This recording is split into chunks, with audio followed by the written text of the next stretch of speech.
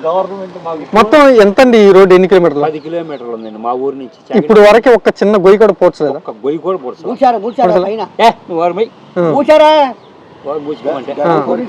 సంక్రాంతికి రోడ్లన్నీ వేసేసామన్నారు కదా. ఎక్కడ వేసింది ఒక్క రోడ్డు కూడా పోవడం, ఒక్క రోడ్డు కూడా పోవడం. కావాలని చూపిస్తారమ్మను ఎవరు వచ్చినా సరే, చంద్రబాబు గారైనా, పవన్ కళ్యాణ్ అయినా, లేకపోతే ఆ మినిస్టర్ రోడ్లు భవనాల శాఖ మంత్రి అయినా ఎవరు వచ్చినా సరే, ఉయ్యూరు నుంచి చాగంటిపాడు వచ్చే రోడ్డు ఎక్కడైనా బూడిచారో చూపిమ్మను. రహదారులన్నీ చాలా శుభ్రంగా ఉన్నాయి. చెప్పుకోవడానికి రాజకీయ నాయకులు ఏం చేస్తారంటే కుర్చీల్లో కూర్చొని చెప్పుకుంటారు అంతవరకే. ఈడకి వస్తే ఫీల్డ్ లోకి వస్తే తెలిసిద్ది అయ్యింది. రోడ్ల మీద పాలు పోసి మళ్ళీ ఎత్తుకోవచ్చు అని చెప్తారు. అట్టాగే అది నేషనల్ హైవే రోడ్లు ఉన్నాయి అంటే ఒప్పుకుంటాం, కానీ ఈ రోడ్లు మాత్రం మరీ దారుణంగా ఉన్నాయి. పల్లెటూరులో ఏదో ఒకటి రోడ్డు సిమెంట్ రోడ్లు వేసారు. ఈ మెయిన్ రోడ్ జిల్లా పరిషత్ రోడ్ ఇది. ఈ ఊరు నుంచి సుమారుగా ఒక 20 ఊళ్ళు వెళ్తాయి ఉయ్యూరు వెళ్ళేసరికి.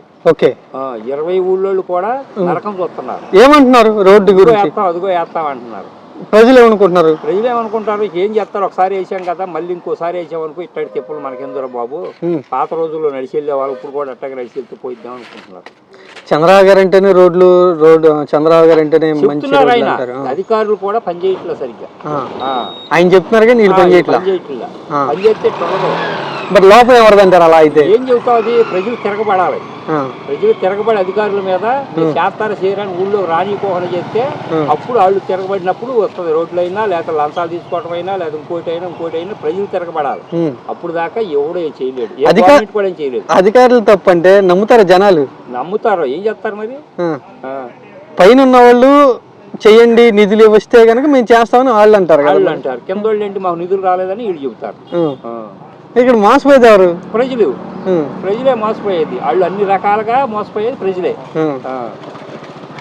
మేము వచ్చినాకే పల్లి పండుగ పేరుతో రోడ్లు వేస్తా ఉన్నామని డిప్యూటీ సీఎం పవన్ కళ్యాణ్ కదా. కుర్చీల్లో కూర్చొని చెప్పుకోవడానికే మనకు వస్తాయి.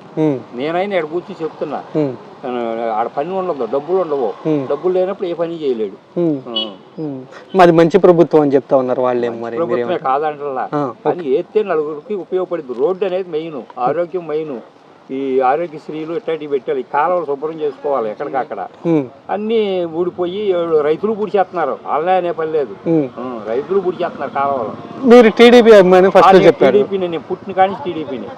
మరి రెండో దానికి అయినా కూడా ఈ రోడ్ల విషయంలో బాగా నాకు నచ్చలా. మరి ఏం పని చేస్తున్నారు?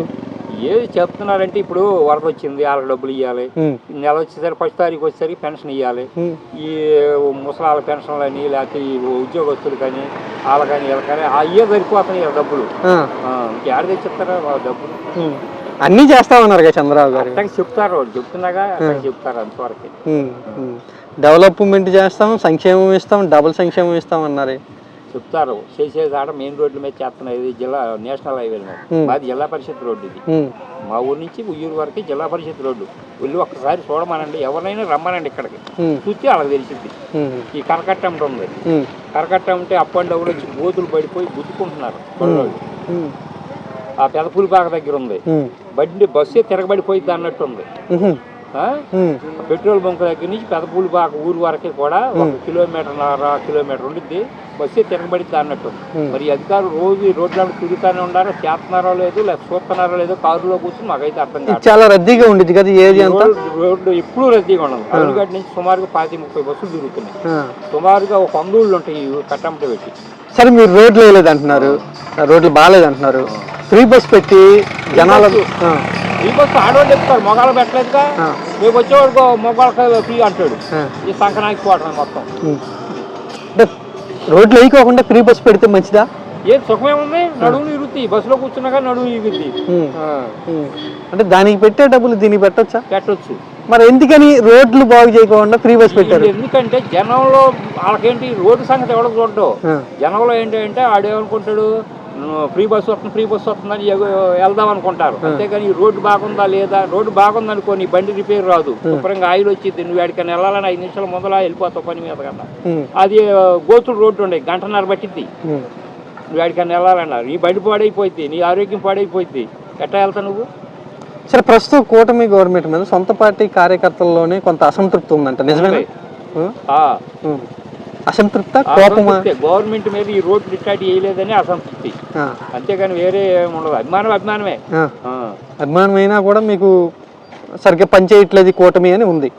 రోడ్లు ఇట్లా మెయిన్ రోడ్లు ఇట్లా మరి ప్రకటనలు చూస్తే సంవత్సరంన్నర నాడు మా ఊళ్ళో అంగన్వాడీ అని బిల్డింగ్ కట్టారు.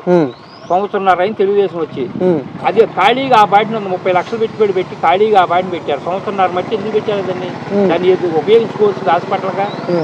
సంవత్సరంన్నర మరి వాళ్ళు కాంట్రాక్ట్కి ఇచ్చిన వాళ్ళ దగ్గర లోపమా, లేకపోతే అధికారుల దగ్గర లోపమా, లేకపోతే దాంట్లో కరెంటు పని చేయలేదా ఏంటి అని యాక్షన్ తీసుకోవచ్చుగా. ఏమీ లేదు. ఇప్పుడు వరకు ఖాళీగా ఉంది. ఇలా అక్కడెక్కడ కూర్చుని పని చేసుకుని మందు వెళ్ళి ఇవ్వాల్సి వస్తుంది. నిర్మాణం అయినా కూడా ఉపయోగించుకోవట్లేదు. ఇంకా సంవత్సరం అది ఎందుకు చేయలేదు అని కాంట్రాక్ట్ అడుగు అధికారులు. నువ్వు లేకపోతే నువ్వు ఆ బిల్లు చేయటం ఆపేసేయి. ఆ బిల్లు చేసినాక ముందు చేయమని చెప్పు. అంతేకాదు బిల్డింగ్ ఖాళీగా పెడితే ప్రజలు పోతున్నారా, కాంట్రాక్ట్ పోతున్నాడా, అధికారి పోతున్నాడా?